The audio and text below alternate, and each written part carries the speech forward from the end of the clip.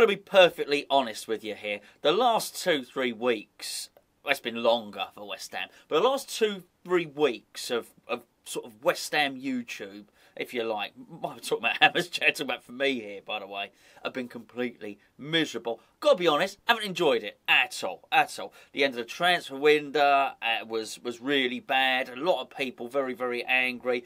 I felt miserable. Then we had the Zuma thing, which I just thought, was just absolutely terrible. Again, set one person against another, and I just found myself constantly doing videos that were that I didn't enjoy. Let's put it that way. So I thought, what's today's video going to be?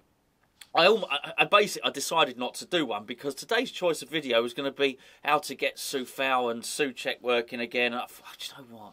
It's just more miserable stuff. And honestly, I couldn't be bothered.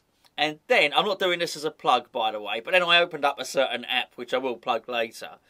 And I saw a number of stories in there. I thought, you know what, I'm just going to do the West Ham news. So I make no apologies for it. For the time being, until things get a little bit better, I'm going to be doing covering the West Ham news every day because I just find it a little bit easier, a little bit more light-hearted. We've not had much of a laugh on here recently, which is surely what it's all about. I'm not promising you comedy gold, far from it. There's nothing to laugh about, particularly today. But I just found it's all very negative and all very doom and gloom. And I play a part in that, so I don't particularly want to do it at the moment. So I'm going to leave it alone. We're going to do the daily news, funnily enough, on a daily basis, and see where we go from there. So don't shoot the messenger. These are not my news, not my stories. They are literally a collection of stories from the newspapers, from the apps, whatever, Tribal Football, the Football Faithful, Football Fancast, Caught Offside, Daily Mirror, all of this stuff, right? It's all put in together. I'm reading it. If you like a Trevor McDonald without the ability to speak, if you like. So anyway, we'll go from there, and that's what we'll do over the next few days, if you don't mind. So first of all, it starts with a story that you're probably going to be very aware of, which is that Teddy Sheringham has basically placed a valuation of 150 million on Declan Rice. Like you were wondering who I was going to say there, I paused before I said 150 million. Teddy Sheringham has put 150 million pound valuation on Ryan Fredericks. No, it's Declan Rice here. He thinks he's compared him to Steven Gerrard, and for all the reasons that we know, and said he's one of the best midfielders in the world, which he is. And the reason I bring that story to your attention, firstly, because it's there, but it goes hand in hand with another story, which is, this one's from Tribal Football. Real Madrid joining the battle for West Ham right back, Ryan Fredericks. I'm joking. West Ham midfielder, Declan Rice. Real Madrid are joining the battle for West Ham midfielders. Yeah, I just said that. Why did they put that immediately under the headline? Right, exactly what the headline is. Anyway, Italian transfer expert Gianluca Di Marzio. Oh, I did it. I went all Kenneth Williams then, didn't I? Reports Real Madrid could join Chelsea in the race for Declan Rice. Crikey, don't stop repeating yourself. It says if there's a possibility to have him, Ancelotti will be in the race. I don't know which strategy Real Madrid will have in the future. Well, probably still just buying players, really. It depends on some players staying or going. Carlo Ancelotti definitely likes him very much. It goes on to say West Ham is seeking over 100 million. Now, do I think that Declan Rice will go to Real Madrid? No. No, I don't. I mean, we keep on hearing. I think he's got a house in Cobham. It's not a million miles away from here. Very posh. Very, very posh. I can't afford a house. I can't afford a shed in Cobham. Put it that way. I can't even afford. Do you even know? There's like a little Co-op Express thing over there, right? Whatever they call it, like a little one. Even the milk in there is dearer than the milk over in here. You can't even afford to buy milk in Cobham. Put it that way. You've got to be a footballer to live there, really. Now, as I understand it, Chelsea's training ground is there as well. Very plush thing. Looks like a spaceship, actually. And Rice has apparently, we don't know this, but the rumours out there recently have been that Declan Rice doesn't want to sign for Manchester United because he doesn't want to move away from his home. I believe his family live up in sort of Wimbledon, Kingston area, which is not. It's just a trip up the A3. It's not far. He can be with his family in sort of 25 minutes, put it that way. So anyway, so that's the reasoning given he doesn't want to go to Man United. He's not going to go to Madrid, is he? Because I'll tell you what, there's not in Cobham, and that's an airport. He can't fly Cobham to Madrid, put it that way. So I don't think it's going to happen, but what it is good for, and when I say good for, that's if you assume Declan Rice is going anyway. I'll be really interested to know, actually, how many of you think that Declan Rice is going to be here next season. Really interested in this. I'll try and put a poll on the video. If not, just leave it in the comments. I am genuinely interested to see a few comments there and see how many people think he will be here next season. I don't think he will be. I think this is his last season with us. But that's a conversation for another day. We're getting miserable again now, aren't we? But what I do think, if there is going to be a bidding war, Real Madrid entering a bidding is no problem, is no hindrance whatsoever. In fact, it's a help because it helps push that price up. So I think that's going to be really, really interesting. By the way, all these stories have come from the One Football app. Why am I saying the One Football app when I've already said the Football Faithful, Tribal Football Fancast? That is because what the One Football app does, I'm pointing below because the link is below. You're probably thinking, why does he do that with his fingers every time he talks about the One Football app? The link is below. That's how you download it to your phone and your mobile device. What it does, it takes all the stories from all the websites, all the newspapers that are pertinent to West Ham, and it puts them all in one place for you. That's the One Football app. As soon as you sign up, you click I support West Ham, puts it all together to you, delivers it to your phone. And that's what I'm reading from. You can use the QR code if you can work it out. I can't. Anyway, there you go. And so it's very heavily going on about that. Now, the other thing that when I say going on about that, it's going on about the Declan Rice, and I'm sure it will continue to do so.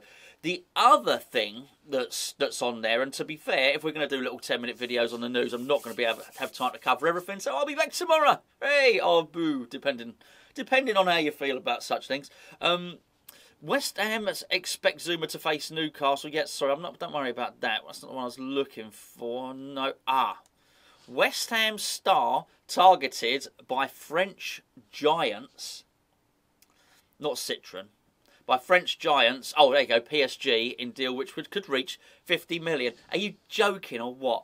Look, I was really pleased. I gave him man in the match. I was really pleased with how Diop played. Really pleased with how Diop played, the other day against Leicester. Really good. Well done, Diop. But 50 million, come on. I mean, I thought his value had dipped to about 15. And we can't think that actually, what's happened is it's stuck another 35 on top because he played well against Leicester. 50 million. Honestly, if Paris Saint-Germain want to pay West Ham 50 million for Issa Diop, bring it on. I mean, really, come on. Anyway, it says West Ham are set to be rocked in the summer. Excellent.